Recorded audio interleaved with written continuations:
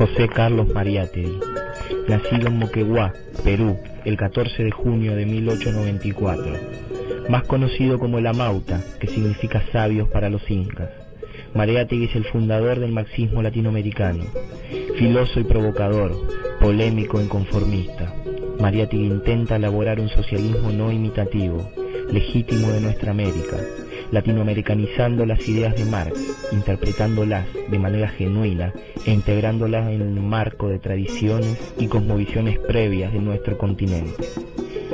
De esta forma, intentando aplicar el método del materialismo histórico y su principio dialéctico, buscó leer la realidad del Perú y del continente sin forzarla para que quepa en categorías abstractas, y a la vez intentando difundir todas las ideas más avanzadas y revolucionarias de la Europa, sin separar ficticiamente lo que ya estaba forjándose, un Perú con tradición precolombina, pero fuertemente enmarcado en la civilización occidental.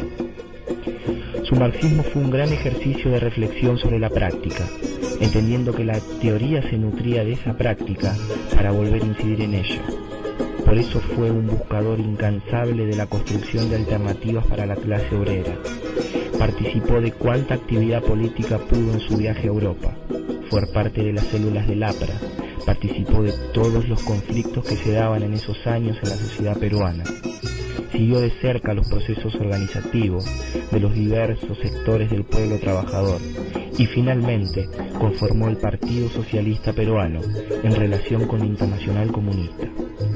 Fue un gran referente a nivel continental e incluso internacional por la variedad de cuestiones que abordaba en su análisis y por sus intentos de dialogar con muchos otros procesos en marcha. Su gran virtud fue identificar los componentes étnicos, identitarios y societarios para descifrar su potencial emancipatorio. Su ejercicio nos obliga a rechazar de plano toda ideología de conciliación de clases, reformista, y al mismo tiempo a cuidarnos de caer en formas de elaboración política que puedan obstaculizar los procesos de formación de las clases subalternas y se precipite al purismo ideológico, esquemático y compacto, o sea, al sectarismo.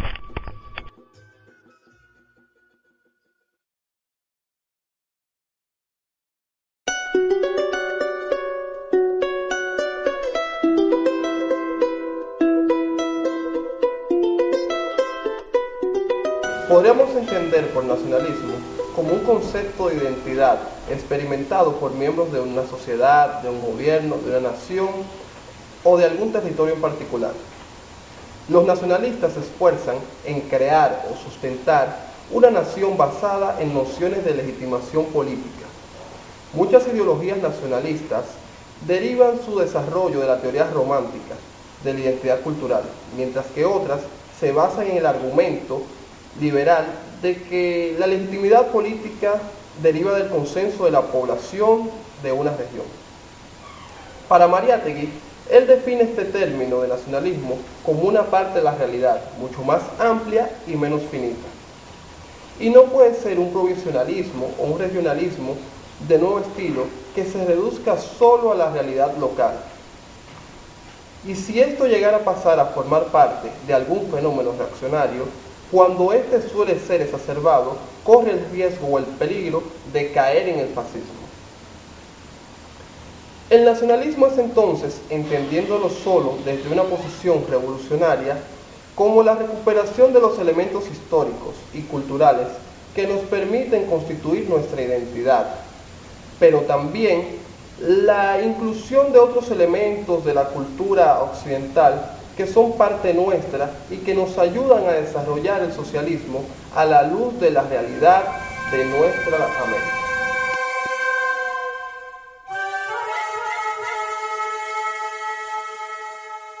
El proceso de cambio que lleva a cabo el presidente Evo Morales empieza con una crisis de Estado que da lugar a la Asamblea Constituyente, donde se manejan los términos de nación incluyente, proyecto de país compartido, hasta el nacimiento del Estado plurinacional.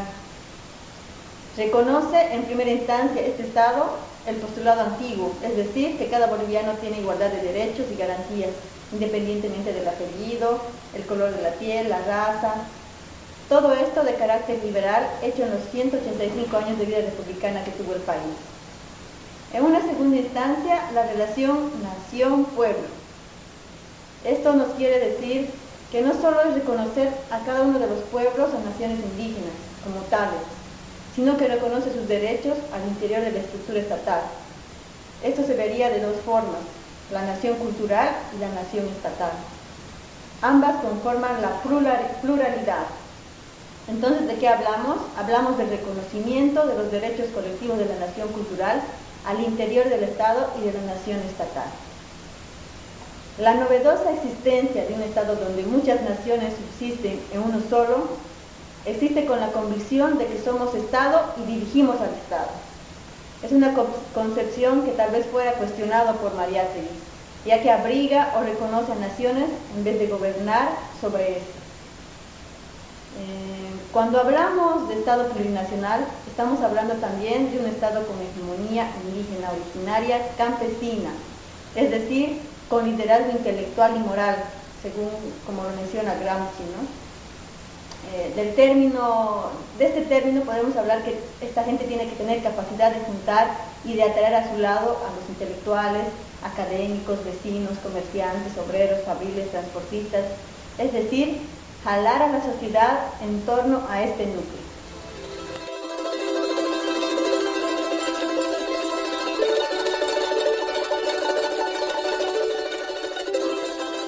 Para Mariátegui, el internacionalismo es un enlace entre lo local y lo que pasa en otras partes del mundo. Es desarrollar conexiones de cooperación con otras organizaciones de todos los países. Estos movimientos que se oponen al Estado Nacional tienen a la vez el apoyo del pueblo en su nación y pueden también enfrentar los poderes globales. Es comprenderlo como una manera de superar el nacionalismo. Entonces, no es oponer el internacionalismo al nacionalismo. Para Mariátegui, propone 3 ejes del internacionalismo.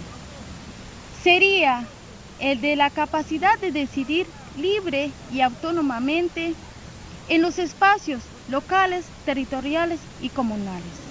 El segundo, proponer que estos espacios que hablan logren esas mismas capacidades, pero a nivel nacional. El tercero, que se pueden articular estos 2 anteriores ahora con la vista a lograr la autodeterminación continental.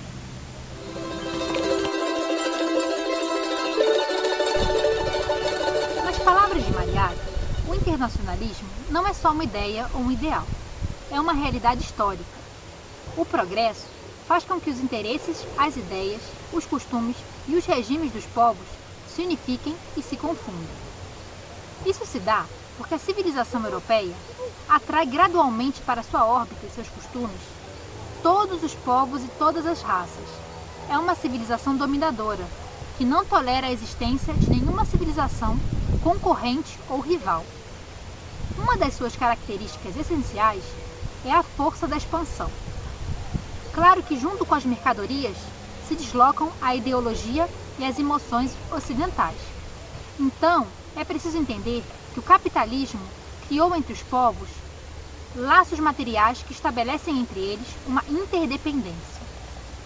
Há o internacionalismo socialista e o internacionalismo burguês, o que pode nos surpreender, mas o próprio internacionalismo nasceu a partir dos interesses capitalistas, que se desenvolveram independentemente do crescimento da nação.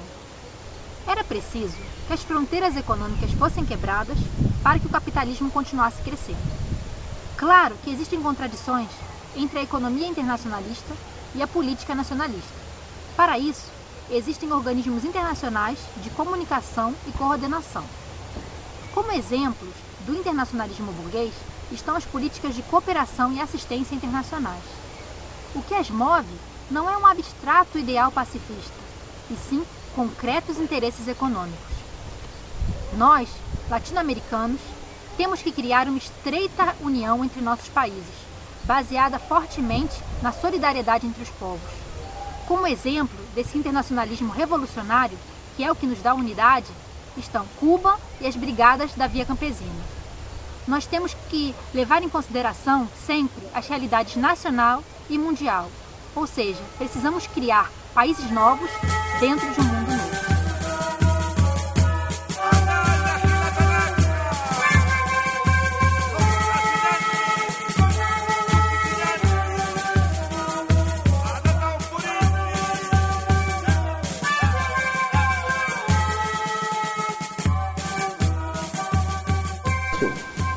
La conceptualización antiimperialismo. Según la visión desde el punto de vista de Mariátegui, la burguesía nacional e indoamericana se desarrollan a partir de su relación con los intereses imperialistas. Sería complicado pretender una alianza popular con ella, pero que la más de veces no se sientan identificados con una historia y una cultura común al pueblo. Por el contrario, las burguesías nacionales desprecian lo indígena, lo popular, lo nacional. Aun si tuviese una posición antiimperialista, no es suficiente para articular una acción de masa y tomar el poder. Es solamente a partir de la revolución socialista que se pueden entrar seriamente en contradicción al imperialismo. En síntesis, es el socialismo la forma concreta para oponerse al imperialismo. Cuando Mariátegui dice que las burguesías nacionales están, o se limitan más bien al ejercicio del poder político y que no están tan preocupadas por la soberanía nacional, me parece que está expresando ahí una idea enteramente vigente para nuestros días. Hoy las burguesías en América Latina están entregadas a los intereses imperialistas, aplican casi al pie de la letra lo que son las agendas de desarrollo emitidas por los organismos financieros transnacionales.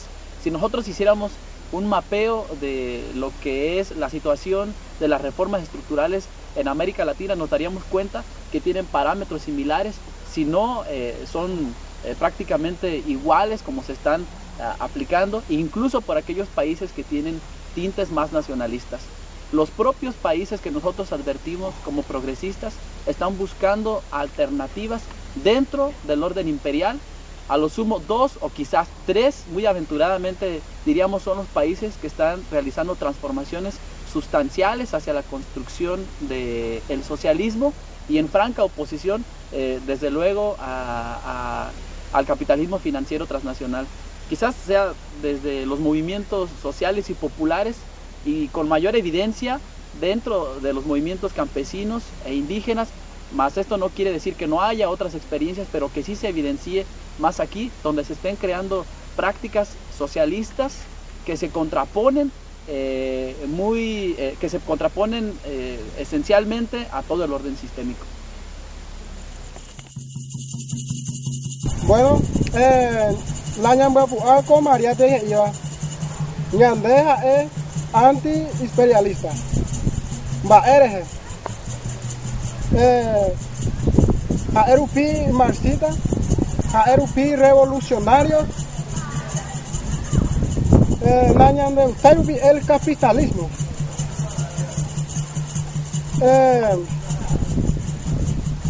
Ya posee, compañeros y compañeras, el socialismo. Y Catujaguaysa, compañeros y compañeras, ya luchar contra el imperialismo. Ustedes ña cumplí ñandé de enviapó de solidaridad. Entero beba, compañeros y compañeras revolucionarios.